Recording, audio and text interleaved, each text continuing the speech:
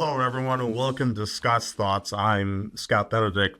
With a lot of the recent leadership changes happening across a number of major retailers, been thinking a lot recently, less about who is stepping into some of these new top roles, and more about what kind of leadership this moment in our history, in the history of retailing, actually requires. Because let's face it, leadership in retailing today is not getting any easier.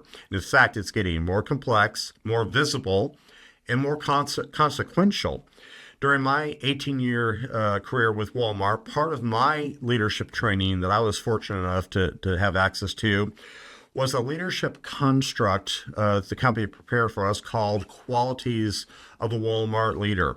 I came back across this. You can imagine this is something I kept in my archives and pulled it back out, and it struck a chord based on some of the changes that are happening in our industry right now, some of the leadership changes, and it relates very well to the prospect of retail leadership at a time of immense change, and it spurred some thoughts that I thought I'd want to share with you. One, complexity in our industry has changed, but leadership hasn't. Retail leaders today are juggling a lot all at once. AI and automation, omnichannel execution, still have profit margin challenges, the retention of great talent, and the cultural fatigue of a time where we're all, no matter what our role is, going through a lot of change.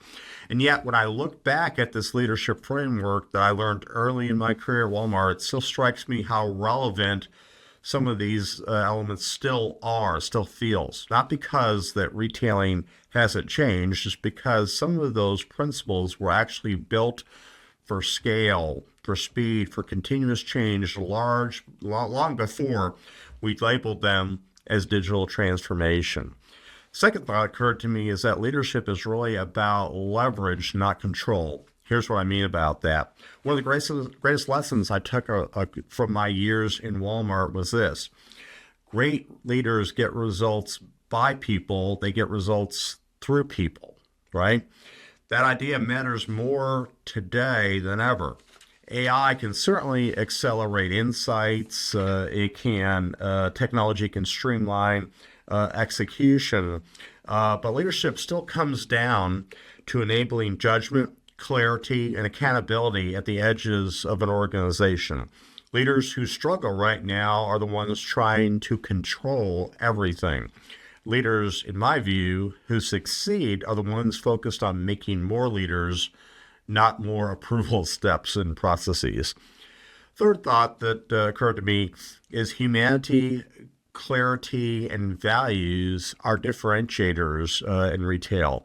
That's another thing that I think hasn't changed, is that retail is still very much a people business.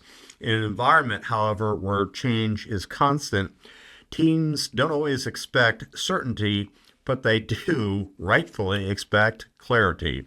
They expect leaders who explain why, who listen, who are authentic, and who stand for values that don't change even when everything else does. That's how trust, in my mind, leadership trust is built, and trust that allows an organization to absorb transformation and do so without breaking, without coming apart. Last thing that occurred to me as I went back through this information is that learning beats blaming. Here's what I mean by that. The best leaders that I had the opportunity to work with throughout my retailing career, both then and even today, share one trait above all else. They learn. They're learners. They don't blame. They don't get defensive. They stay cautious, but they also stay curious all at the same time. They connect ideas across functional areas and even in some cases across industries. In today's retailing environment, no single leader can have all the answers. So learning certainly becomes a leadership flywheel, quite frankly, not just in retailing, but across business overall. So, as new leaders step into new senior roles across our retail industry, the real test, I think, won't be their resumes or their strategies. It will be whether they can lead with clarity instead of certainty, because things are changing. They enable people instead of controlling them. They hold fast to values while navigating the relentless pace of change. In fact, retail leadership in the modern age isn't about being louder or flashier. It's about being credible, human, and consistent when it matters most. That's what I've been thinking about. I'm Scott Benedict.